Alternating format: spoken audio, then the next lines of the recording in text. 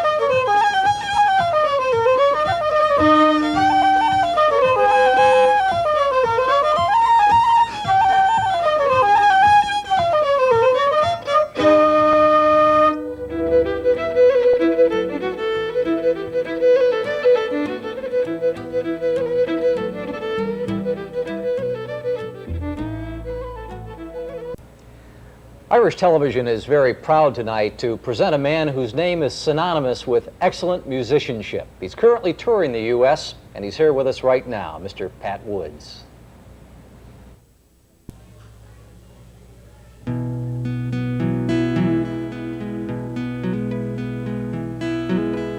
There's a dear little isle in the western ocean.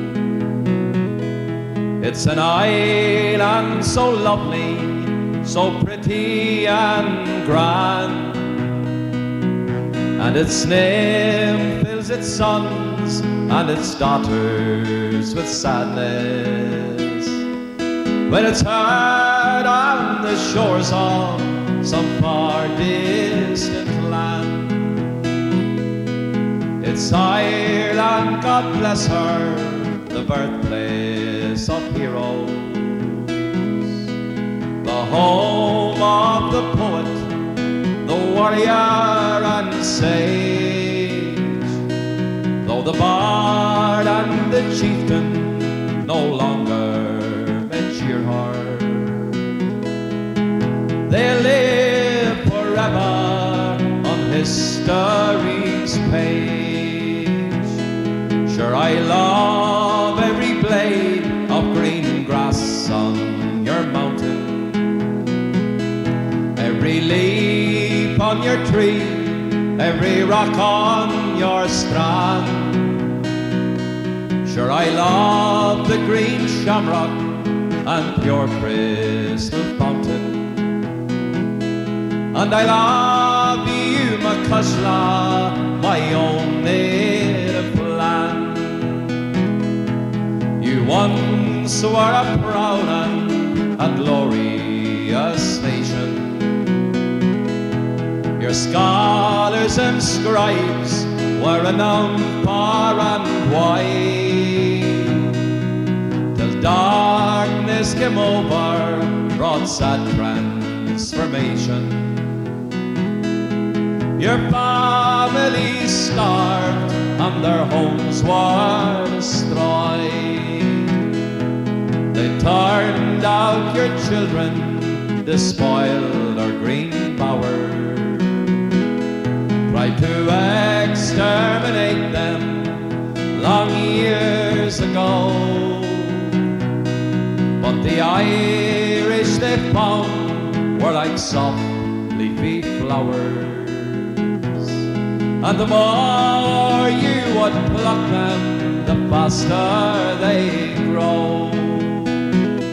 Sure, I love every blade of green grass on your mountain, every leaf on your tree, every rock on your strand.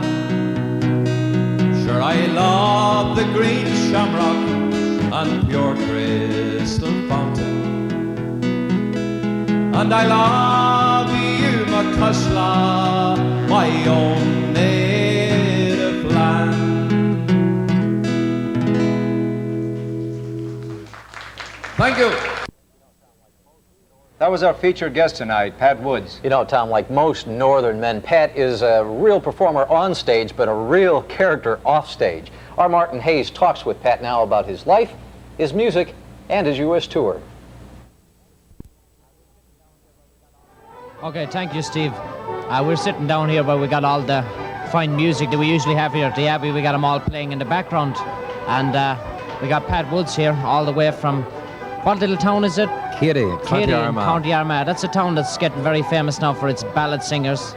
We've had Tommy Makem and now Pat Woods, yourself. That's right. So, Tommy's a wee bit more famous, Martin, than I am. but you're on your way. Oh, I don't know about that. You've been on your way since 1982, because wasn't it then you made the big break? That's right. There was a Benson Hedges sponsored competition in the north of Ireland for professional and semi-professional artists, and I took part, and it was about 180 started out, and it came down to a final 9, which was televised live, and I won it.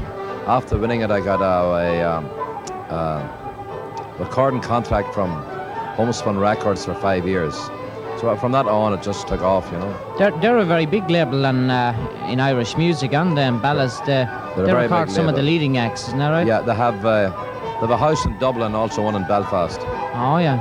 And they distribute internationally as well, particularly through Scotland and Wales and some parts of America as well. That's right. Isn't that right? Yeah, that's true, Martin. Yeah. So you've recorded? How many albums have you recorded now? 5 albums recorded, Martin, and about 8 singles. Singles. Yeah.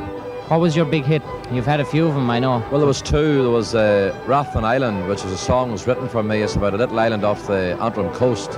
And the other one, which was very big in the south of Ireland, was My Own Native Land. It's a very old song, that. It was very big in the south, it was, you know. Well, of course, you spend a lot of time touring. You tour Scotland, Wales, England, that's right, the north and the south of Ireland, and now, of course, you're in America. You're doing a tour here, and you've been in Pittsburgh, and you've been everywhere. Yep. And tell me what you think of Chicago. You've been here quite a while, building up a big following here, playing in the Abbey and playing different venues throughout. Well, my opinion of Chicago, it's a little Ireland, actually, because I never heard talent like it at home in relation to instrumental groups, singers, one's as good as the other. So the people in Chicago have no call to take outsiders like me in, because there are plenty here, any amount to go around, you know. I think it's a great town for it. I wouldn't say that there's no call for having you come to town. I mean, somebody like you is always welcome in town, and especially with the following which you're building up here in town. And people are very nice, yeah. Oh yeah, and but I have divided them into three categories: Galway, Mayo, and Clare. Yeah. You've got to be somewhere in that circle, I find, from Chicago. Most people there are from that area. There's tons more. They're from every county in Ireland here. I'll tell you that we've got them all here. And Pat, I'll tell you, it was lovely having you on the show. Pleasure, Martin. We've been enjoyed your music. We're going to enjoy some more. So thank you very much. Thank you, Martin. Pat Woods.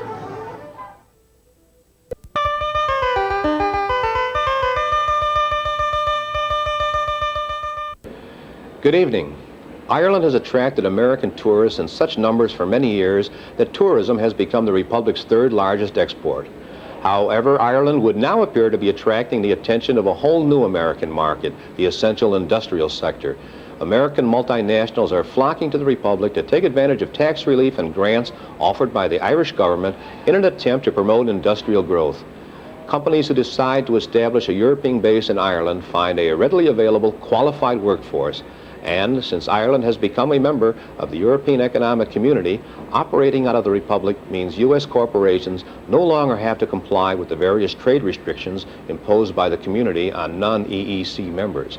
However, critics of government claim that these companies are taking advantage of the desperate economic climate and are largely responsible for creating the notorious black hole in Ireland's economic budget. The Industrial Development Authority Vice President, Mr. P.J. Daly, denies accusations that wealthy multinationals are simply exploiting an anxious workforce and unfairly benefiting from tax relief, while profits go straight back to the parent company in America. The Irish Labour Party has revealed plans to renew the campaign to gain freedom for the Birmingham Six and the Guildford Four. Labour Party leader Dick Spring said he believes these 10 people are languishing in British jails for crimes fair-minded people don't believe they committed. The case of the Birmingham Six climaxed last January when a British High Court squashed their application without leave to appeal. Lawyers working for the Six spent 10 years compiling factual, medical, and forensic evidence to support their claim. An Irish law outlawing homosexual activity has been the subject of a hearing of the European Convention on Human Rights. The hearing was requested by Irish Senator David Norris. Dr. Norris appealed to the European Court following the 1983 Irish Supreme Court decision, which rejected his claim that the laws were repugnant to the Constitution. The court is expected to deliver its ruling early next month. The newly established Anglo-Irish Intergovernmental Conference has been meeting in Dublin this week. The conference is expected to discuss the newly published British government white paper on fair employment. However, the most contentious issue is expected to be the stalemate between the two governments over last December's Extradition Act. Irish officials claim that the British authorities refused to comply with the Act's two main requirements, that they prove clear intention to prosecute and supply sufficient evidence that they have a case in hand. The Extradition Act was passed by the government amid widespread controversy over the constitutionality of the bill.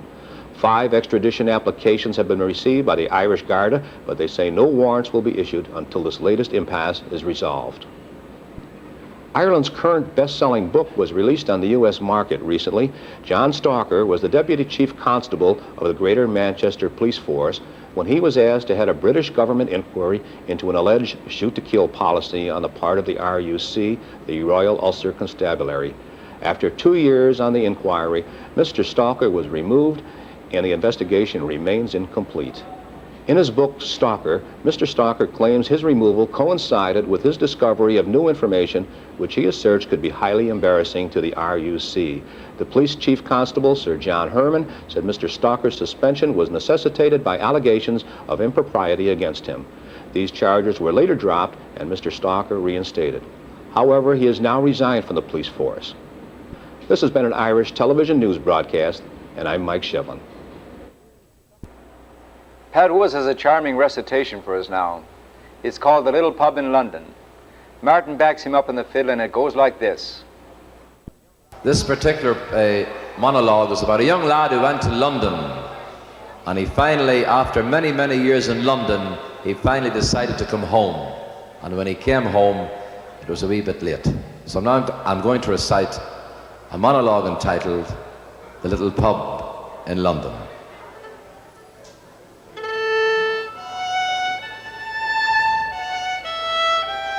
In a little pub in London, Moriarty drank his beer and recited wondrous stories of his exploits far and near. Sing an Irish song, said Kelly, best of order one and all, and Moriarty sang for them the hills of Donegal. There was cheering at the finish, and they called encore, encore, and Moriarty said, listen lads, I can't sing any more. He stood there sad and silent and gazed into his beer, and in his eyes there glistened the starting of a tear. "Are you going home for Christmas?" the kindly barmaid said. But Moriarty fixed his gaze on her and slowly shook his head. "Sure, I haven't been to Ireland now for 20 years or more.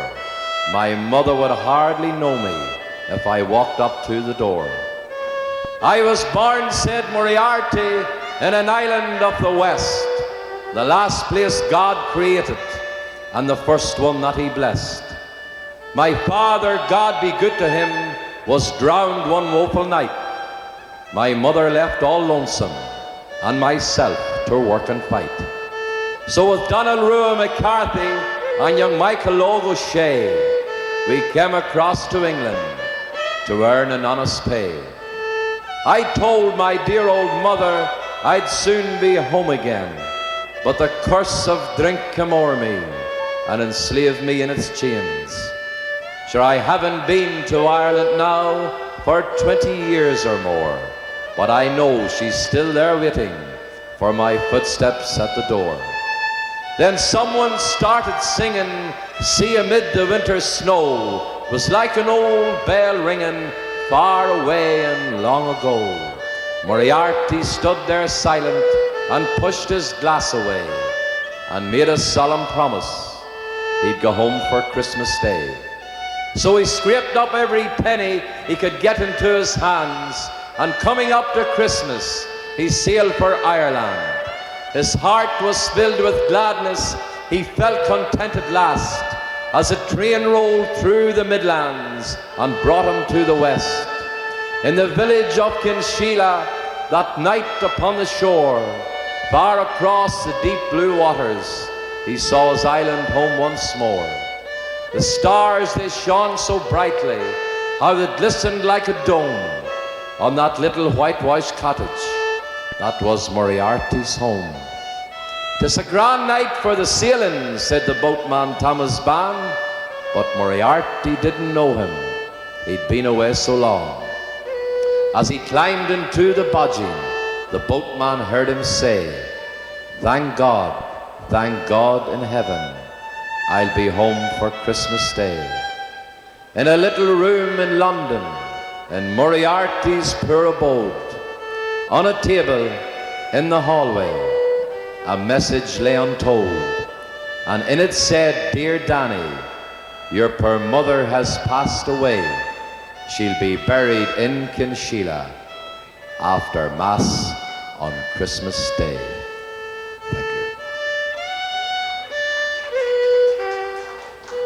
Thank you. Thank you.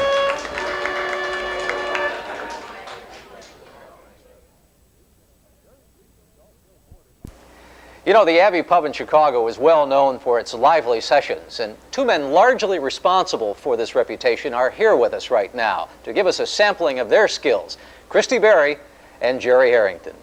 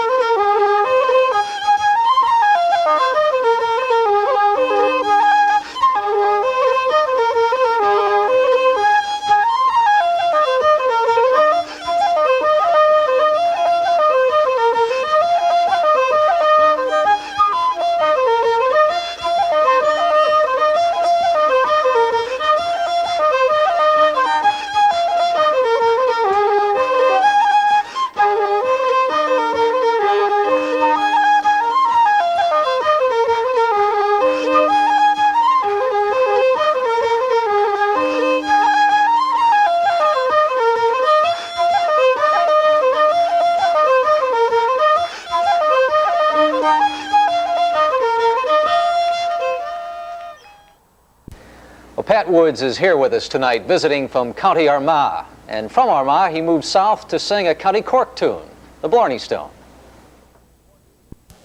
This time I'm going to sing one. You can clap your hands to it and stamp your feet and lift the roof about 3 or 4 inches if you wish. It's a song about that elusive Blarney Stone. Everyone seems to find it in different counties in Ireland. So this is in several counties in several places.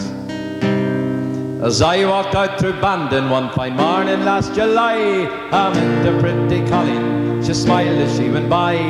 Says I am a stranger in this world, I am alone. Can anybody tell me where you find the Blarney Stone? Says she, there's a Blarney Stone in Kerry, there's a Blarney Stone in Clare, there's a Blarney Stone in Wicklow, there's one in Old Kildare, there's a Blarney Stone in Dublin town and a big one in Athlone. But there's still a place in Ireland where you'll find the Blarney Stone. Says she, I know you come from Galway, I can tell it by your brogue. Sure, I never met a Galway man that wasn't a bit of a rogue.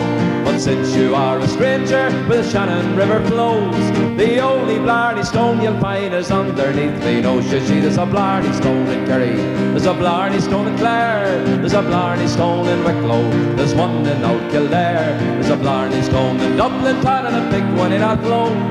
But there's still a place in Ireland and you'll find the Blarney Stone. Her Irish smile had broadened, she winked her roguish eye. My heart had started thumping, I thought I'd surely die. And I held her in my arms, and she never gave a groan. And I kissed the bloomin' Blarney at the Bandon Blarney Stone. Says she, there's a Blarney Stone in Kerry, there's a Blarney Stone in Clare, there's a Blarney Stone in Wicklow, there's one in Old Kildare, there's a Blarney Stone in Dublin town and a big one in Athlone. But there's still a place in Ireland that you'll find the Blarney Stone. Hey! There you go. The song was written by a great songwriter many, many years ago. His name was Percy French. And the name of the song is The Mountains of Mourne. It's a song, it's a County Down song, actually. Oh, Mary, this London's a wonderful sight, where the people here working by day and by night. They don't sow potatoes, nor barley, nor wheat, but there's gangs of them digging for gold in the street. At least when I asked them, that's what I was told. And I just took a hand at this digging for gold.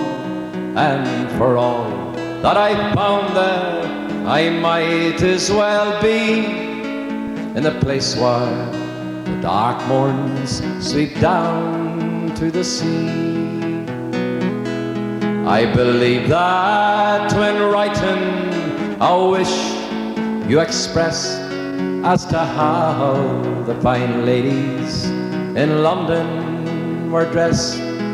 Well, if you'll believe me, when asked to a ball, they don't wear no tops to their dresses at all.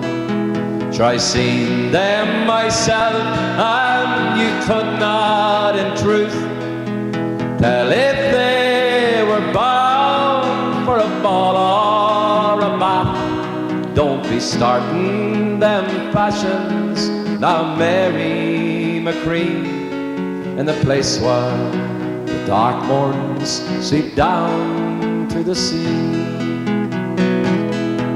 There's beautiful girls here, I'll never you mind.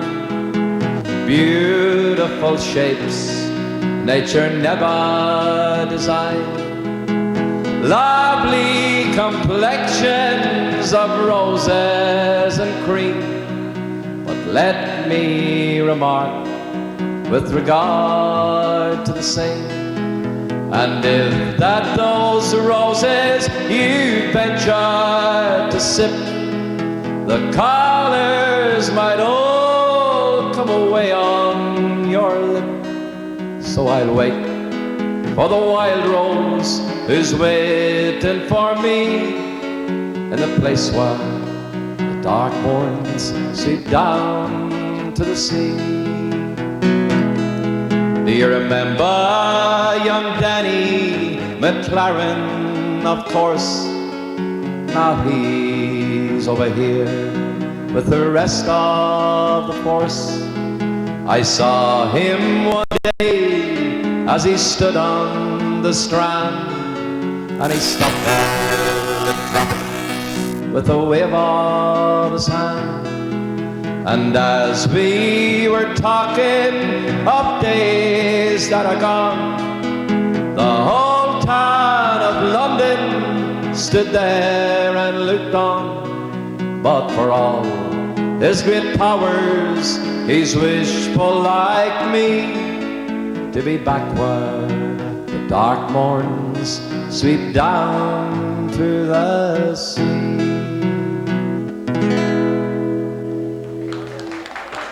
Thank you. Well, I'm afraid that's all we have time for this evening. Our thanks, though, to Pat Woods, Christy Barry, and Gerry Herrington, the tireless news and sports crew. And a special thanks to you, the viewer, for joining us. Of course, an extra word of thanks goes to Martin and the crew, which volunteered for that tough duty on the special pub crawl feature. We'll be here at the fireside next week with a hearty Irish welcome waiting for you. So do join us then, Channel 25 at 7 p.m. Till then, keep smiling. Here's Christy and Gerry. Slán lot. So long.